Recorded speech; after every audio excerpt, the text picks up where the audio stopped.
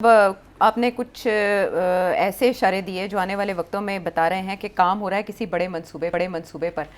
तो ये बहस एक अरसे से चल रही है कि लोकल गवर्नमेंट्स ना होना भी बड़ी वजह है पाकिस्तान में नकाइस की या मईशत के तरक्की ना करने की, और फिर नए सूबे भी होने चाहिए क्योंकि माजी से हालात काफ़ी मुख्तलिफ हो चुके हैं। आबादी के इजाफा एक बड़ी वजूहत है। फिर इन पे भी काम होगा आगे? जी बिल्कुल काम हो रहा है और बड़ी सीरियसली काम हो रहा है कि कितने सूबे होने चाहिए। अच्छा, उसके लिए भी कॉन्स्टिट्यूशनल अमेंडमेंट चाहिए होगी और उसके लिए प्रोविंशियल परमिशंस भी चाहिए होंगी आइन के अंदर सूबाई असेंबली से। हाँ, तो हो सकता है पहले वो परमिशंस उनसे याद अगर नहीं मिलेंगी तो फिर आइन को अमेंड करके परमिशंस उनसे लेने की इजाज़त ही ख़त्म कर देंगे। मगर ये फ़ैसला हो गया है कि इसको सीरियसली इस प्रोजेक्ट को देखा जाए कि 12 सूबे बनाने हैं या 33 बनाने हैं। 33, 32, 33 इसलिए डिवीजन्स जितनी हैं ना इस मुल्क में ऑलरेडी वो डिवीजन्स हैं। अच्छा, अगर आप उनको सूबे बना देते हैं तो फिर आपको कोई नए बाउंड्रीज नहीं बनानी पड़ेंगी, एक कंट्रोवर्सी नहीं होगी। तो जो ये डिवीजन्स हैं बस ठीक है, हल्का बंदियाँ हाँ या वो ऑलरेडी सब कुछ है। हाँ। तो इसलिए तो मगर ये है कि जो काउंटर आर्ग्यूमेंट है वो ये है कि जी खर्चे बढ़ जाएंगे।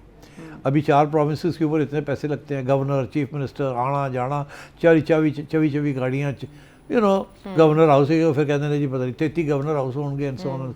वो सारी चीज़ों को इन्होंने देख रहे हैं। अच्छा, और पूरे मंसूबे बन रहे हैं और पूरी टीम्स बैठी हुई हैं इसको इस मसले को देखने के लिए, ताकि जो हम जैसे लोग हैं जो कि कहेंगे कि ये क्या मसला है, ये क्या है, इसका सबके जवाब वो इकट्ठे कर रहे हैं। अच्छा, पूरा डेटा इकट्ठा किया जा रहा है। और आई थिंक बड़ी जल्दी आप इसके ऊपर पार्लियामेंट के अंदर भी डिबेट और ये बात शुरू हो जाएगी कि अब टाइम आ गया है कि we should have more provinces.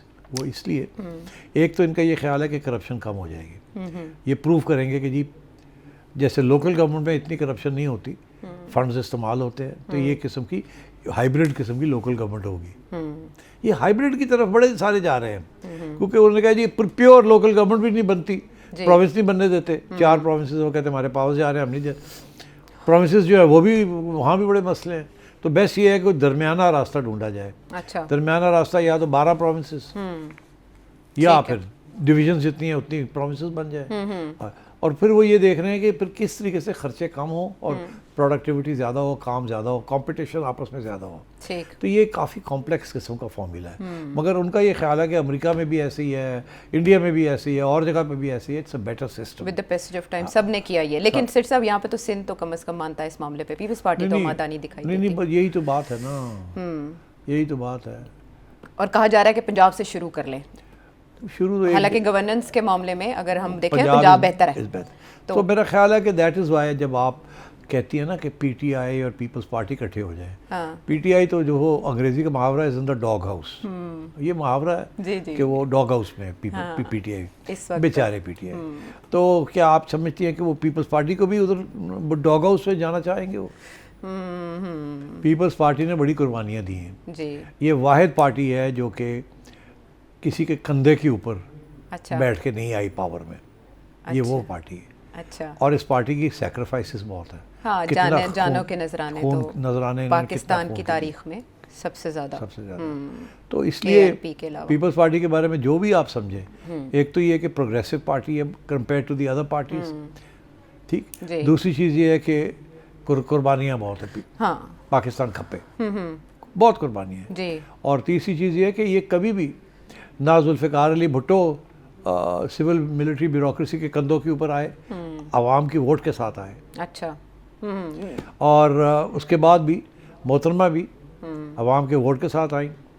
और जब वो वफात पा गई तो आसिफ जरदारी साहब की पार्टी भी आवाम के वोट के साथ आई। इनकी किसी ने मदद नहीं की। नून लीग तो मदद के साथ आई ना। एक आध दफ़ा जो है अपने जैसे 2013 में 2013 में वो अपना पेट्रोल डलवा के आ गए।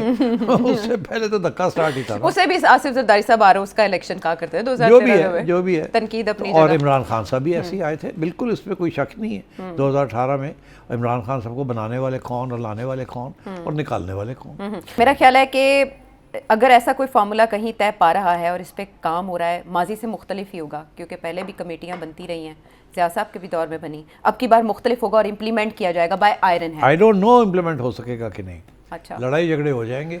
अच्छा। और डिपेंड करता है कि मूड क्या है वहाँ, तो वो क्या करना चाहेंगे, कैसे करना चाहेंगे। अच्छा, और अगर डोनाल्ड ट्रंप इतनी तारीफें करता रहा तो फिर शायद थोड़ा सा मूड। चले, आपने तो बड़ी पिक्चर बता दी, तो जब बड़ी पिक्चर का जिक्र हो ही रहा है तो बड़े थिएटर का जिक्र कर लेते हैं जहां जंग छिड़ी है और एक अरसे से प्रेसिडेंट ट्रंप उसके सोल्यूशन के लिए एफर्ट्स कर रहे हैं। पहले तो माशी नाकाबंदी कर रहे थे रशिया की, लेकिन अब स्टीव विटकॉफ और जेरेड कुशनर माशी मनसूबाबंदी वो भी मुश्तरका कर रहे हैं रूस के साथ मिलकर। 28 पॉइंट्स हैं जो फार्मूला सामने आया है, कितना काबिल अमल है और यूक्रेन और यूरोप के लिए इसमें धचका क्या है? पहली बात तो ये है कि डोनाल्ड ट्रंप हमें ये कह रहे हैं कि ये सारा मामला यूक्रेन का सिक्योरिटी का इशू है। जी यूरोप की सिक्योरिटी, रशिया की सिक्योरिटी, नेटो की सिक्योरिटी। जी अब पता ये चला है कि ये सिक्योरिटी का इशू नहीं है, बिजनेस का इशू है ये उनको पता चला?